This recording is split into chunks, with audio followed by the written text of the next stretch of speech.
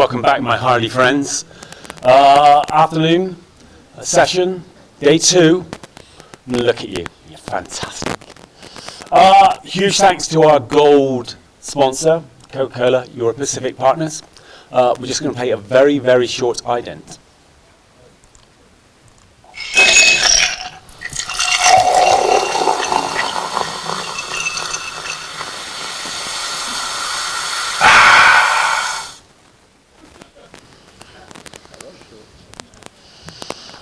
Meg Ryan, eat your heart out. Okay, so those of you who are at our 2023 conference will know that we made that event solely focused on issues of sustainability, and we've continued work, which was prompted by that conference, right, led by my good friend James Connor, on routes to net zero for the whole sector. But obviously, while we've been doing that, many of our members have been undertaking their own activity, and we wanted to bring to you today one of the most visionary parts of that work. So delighted to ask the stage to tell a little about what Omniplex Cinema is doing.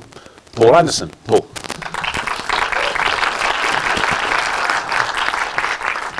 Hi guys. So I will start by saying I'm really excited to talk about plastic reusable cups. Just do not tell anyone outside of this room. I will deny it. Just before I go on to the presentation, I think we approach this, we're obviously a commercial operator, we're a for-profit business, and profit isn't a dirty word.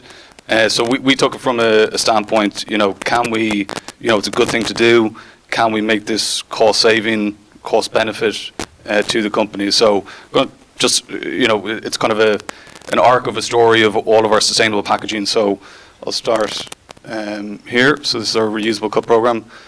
So this is just a quick run through. So our journey so far, I'm going to talk a little bit about data and numbers. We've had 2 versions of our reusable cup program. So initially we started with kind of version 1. We called it the ream setup. So ream is, in cinema operator terms, is a paper cups come in a ream of 25 or 50. So that's our traditional ream setup. And then version 2 is kind of our integrated setup, where we've integrated glass racks into our shop counters.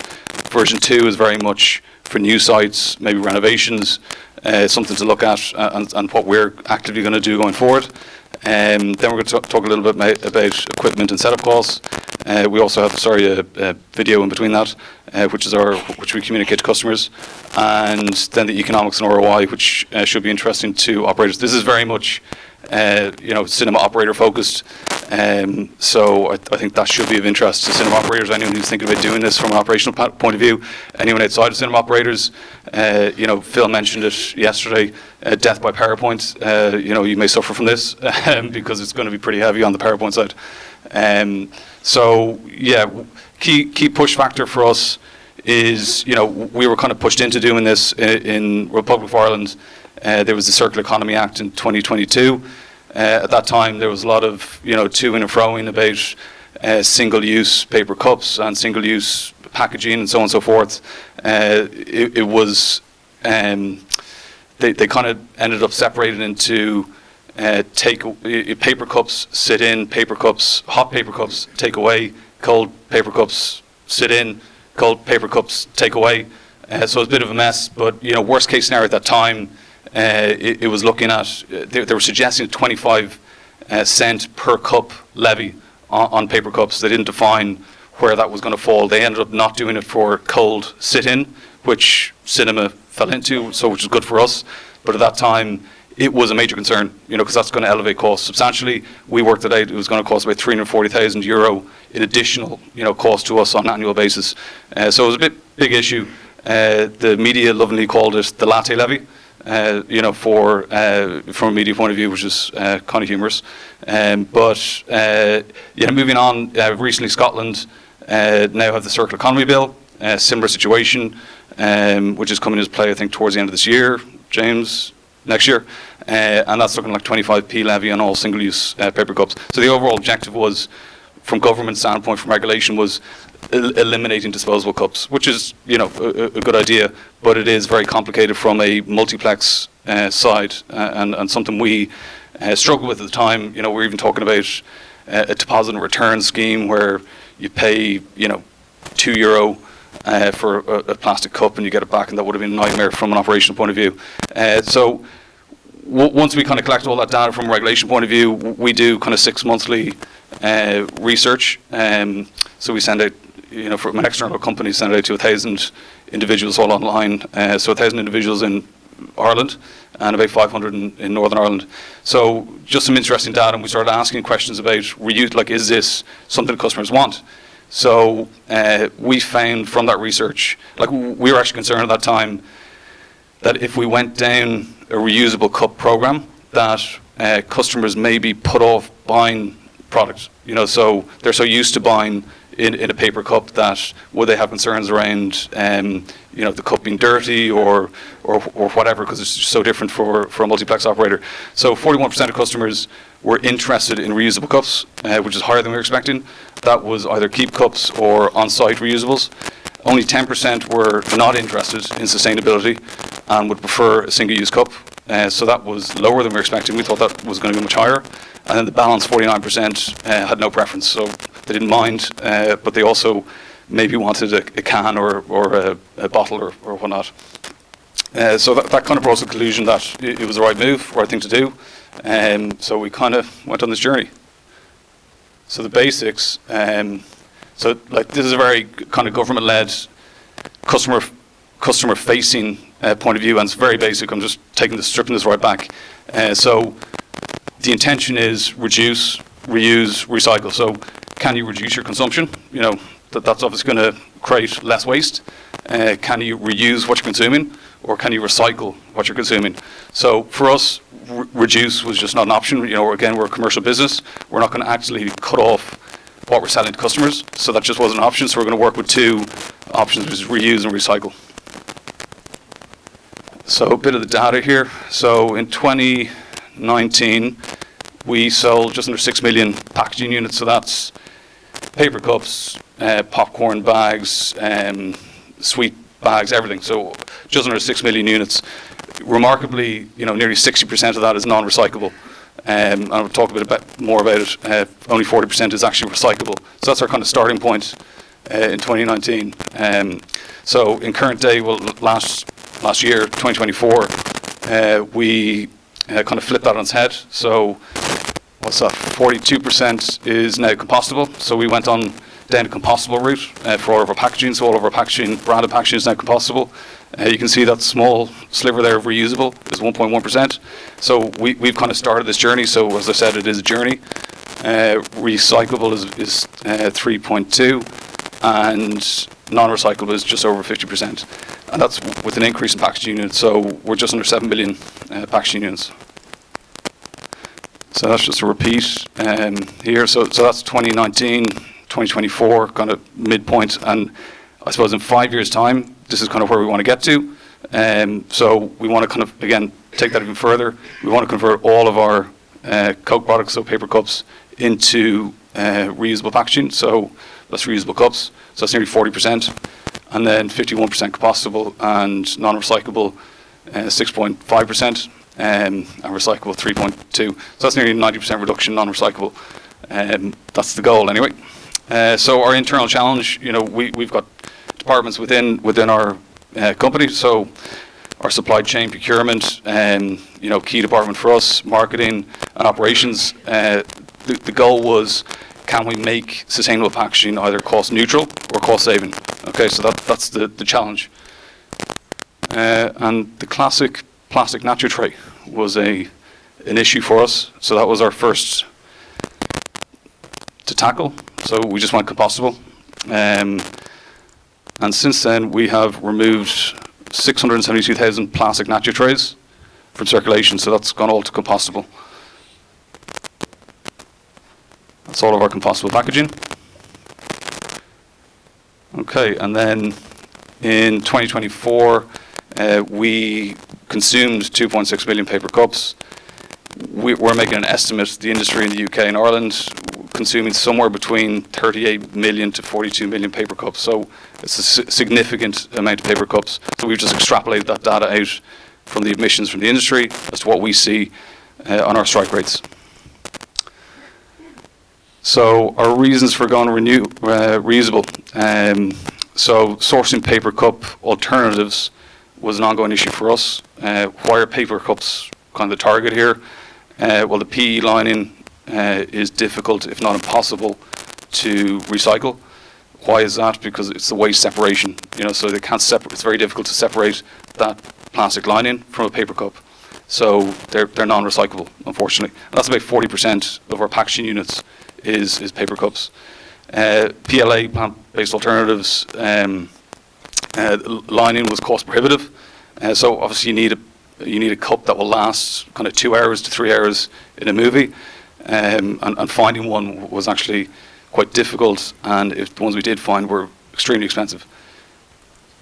Okay, so again, just moving on. So our three kind of traditional sizes, 32 ounce, 22 ounce, 16 ounce paper cups, we consolidate those into two sizes, so 32, 22 plastic reusables.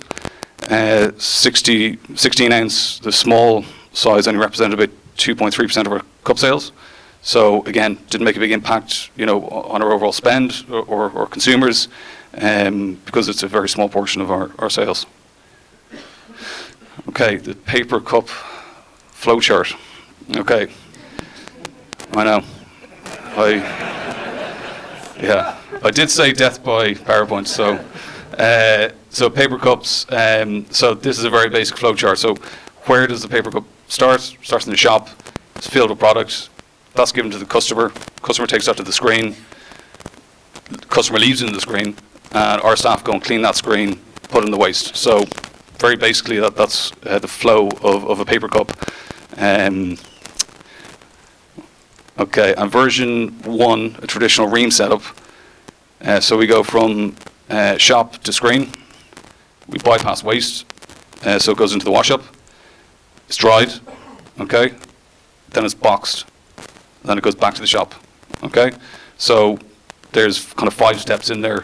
That dried and boxed, as we launched this and we kind of evolved it, we realised there is a little bit extra labour cost in there. We've kind of discounted that for the moment, but that's what we kind of realised. These are some images of one of our sites with the traditional setup. So that is a ream on the left-hand side. So that's what we classify as a ream, and you can see them set up there in the traditional shop. This traditional setup is very good, for retrofitting, and something we'll do in the future. So it is still a good system, but it's a more efficient system if you're going forward. Is version 2. So I'll just go through this. So that's them drawing there. Okay, version 2, an integrated setup. So we've got the shop, screen, we bypass the waste into the wash-up, and we bypass dried and boxed and go straight back to the shop. Okay, so we're knocking off that dried and boxed, which is slightly more labour intensive. Okay, so this is a kind of an integrated setup, so you can see all these glass racks. So the concept is that it comes back to the shop, goes straight into the glass washer, comes straight out, and then is put onto these glass racks, these stainless steel glass racks, and they drip dry. Generally speaking, if you have the right quantity, you can still give out a wet cup. It's not the end of the world. So on really peak periods, it's going into the washer and straight back out. A wash cycle on a glass washer is in and around 2.5, 3 minutes. So it's pretty quick, and there's 16 cups in a rack. Okay, that's the back of house wash up. Okay, and this is our cup collection. So again, just to encourage we've seen all sorts on the heft of cups, bizarrely. We saw a granny stealing about 6 cups from a screen. Yeah, I know, it's crazy. So, and we let her have them. As Phil would say, that wouldn't pass the Daily Mail test. Omniplex robbing grannies? No. So the cup collection is a key part as well. Customer pours the liquid out. The lids are actually compostable, so they go into that section, and then they drop the cup in. They still don't get it right. Maybe less than half probably get that right. We still get them thrown cups into the bin and all sorts of stuff. So that's just an image of it in situ. Yeah, so the implementation challenges. So yes, as I said before, our procurement supply chain, it's new products. We had to source. We went for compostable lids. You can go, which are slightly more expensive, but you can go with plastic lids or biodegradable lids if you want to. The cup receptacles and the segregation of waste. I'm not going to go into the segregation of waste because we'll be here for a long time. But there were issues operationally, fundamental change in the site workflow. So our staff, complete change in workflow. Cups are no longer just going into waste; they go back into the shop. So that is very different. Site setup for reusables, staff training, theft of reusables, particularly that granny in Wigan. Marketing and comms, marketing customers. So you need to communicate this to customers. Customers were, again, thinking that they were buying the cup, they could take it home. Trying to communicate that you encourage them to put them into the receptacles, out in the foyer. That is all pretty difficult, as most cinema operators will be aware. And then the internal staff comms. So challenges from our point of view were the number of cups at peak trade. So we were kind of trialing this as to how many cups do you actually need, in the venue, and customer theft, as I've been touching on, and so you're going to get a shrinkage of those cups, and I'll explain that in a sec. And customers throwing reusable cups in the bin was a big issue. So people just dumping them. They see the message of please put your cup in the receptacle bin, and then they just think general waste and they throw it away. So that was an issue. Our kind of countermeasures for that, we're estimating now about half of your capacity. So if it's a smaller venue, maybe half of your capacity we'd recommend is having your total capacity of reusable cups at any one time. So or your busiest day over the last 12 months. So if it's a 1,000-seater venue, you're talking 500 cups as your kind of float, if you want to call it that. Or if your busiest day, historically over the last 12 months, was, 1,000 people or whatever, something similar. So in and around that, 40% of your busiest day should be adequate. Other kind of measures, educational video, which you'll see in a sec, and clear bags for all of our waste. So our general waste, compostable waste, recyclable waste, we've put clear bags in all of them, so our staff can visually inspect those bags and just pick out any reusable cups that go into those waste streams. There's a video here, hopefully it plays. At Omniplex, we're committed to sustainability, and we need your help. See those fancy bins on your way into the screen?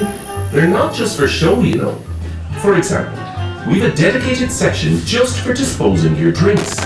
Your lid, straw, and any remaining liquid each have their own slot. And that cup you have belongs at Omniplex.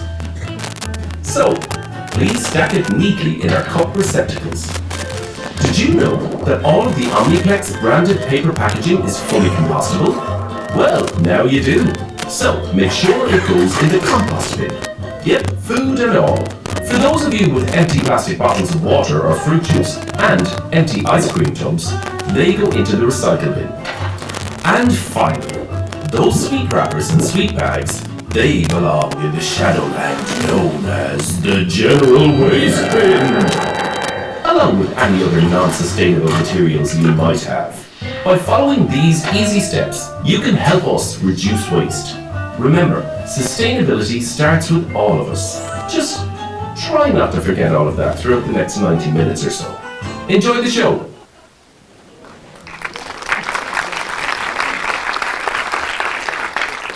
So we played that in front of every show, especially in Salt Hill was the first site that we did this in, and it kind of warned people a little bit to the point where we had a rogue customer who made it his mission to take reusable cups out of the premises and would sneak them out as well. So we had a bit of fun on social media with that. But yeah, generally that's a great communicator to customers. Also builds awareness that we are conscious about sustainability, which is a good message to get to customers. So just talking about equipment and setup costs. So I'm just going to pick environment and factors of a 1,000-seater cinema. What we're doing is in a 1,000-seater cinema, we call it a cup float. So we have 2,000 cups. Now you're not going to use all of those. You might use 500 of those in that setup. And we're seeing a shrinkage rate of 1.5 per week. So we're seeing about 30 cups lost every week. Now, over an annualized basis, that's about 1,500 cups, so it adds up. So we have to replace those. Now, it's not the worst thing in the world. These cups, you get about 500 to 600 wash cycles off a cup, so you're naturally going to be replacing them anyway. But yeah, so that's what we're seeing. Initially, as well, you'll see more shrinkage. Yeah, so this is our version 1 kind of traditional setup. Glass washer, stainless steel. I've tried to put the costs in here as to what they actually are. Now, you may get better costs or worse or whatever, but you're talking in and around 10,000 as an investment, to get this kind of setup. In version 2, this is a little bit more expensive. You're talking about 12,500 sterling to get this set up. Okay, and the economics. So the environmental factors again, picking a site of like 300,000 emissions per annum. So like a good site, busy site. You're talking, we would typically see in that environment maybe 100,000 sales of paper cup items, so Coca-Cola drinks, etc. If you had a cup float of 2,000, and we see shrinkage rate of 1.5 per year. So this is the kind of, we look at it on a kind of 5-year time horizon as to what is that payback, going to be to us. So in year 1, obviously you have all that capex, that you're putting in year 1. We've struck kind of a cup cost of say 8p. Now some may pay more, some may pay less, but that is in year 1, year minus, say 4,500, and you should start to see, it's a cost benefit, up to years 5, potentially up to here we've modelled it at 23,000 in savings. Now if it's a quieter site, it's going to be a longer payback. If it's a busier site, it'll be a quicker payback. All right. And we have to get him in at the end. So thank you.